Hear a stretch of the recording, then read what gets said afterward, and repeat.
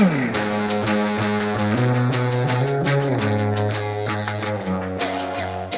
going to show you. This usually, we have a place in the house. This is our worm bin. I feed it about 1 cup of vegetables.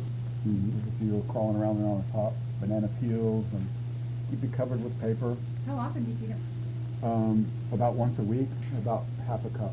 Okay. That is a class I would hate to spend good money Yes, on. same. Okay. I come here and you show me how to set up my worm bin. I'm there. I'll be right there You with got you. 2 people already. All right. My mom will come too. Yeah, There you go, 4. What? Because what we're after is this. Yes, that. I have 2-gallon bucket and these, the worm casting. So we'll harvest this about every 6 weeks. We'll go through that bin, and I use this little kitty litter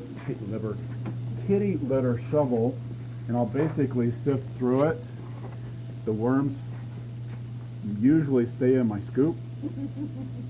Sometimes you have to reach in and grab and save one, put it back in, right? But that's how I go through to keep as many of the worms as I can. And then, like I said, about every 6 weeks or so.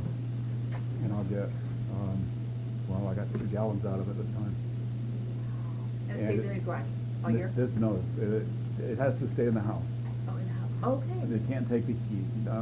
These their temperature range is pretty small. It's about between 60 and 80.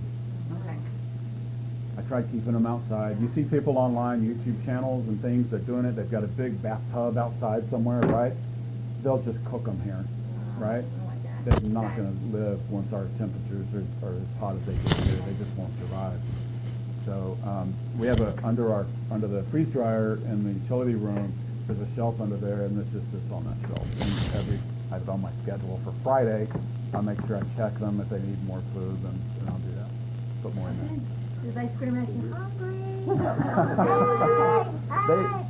They're very quiet. They're very quiet pets. They're not saying a whole lot. Right? Yeah, it's a nice pet. A nice quiet pet.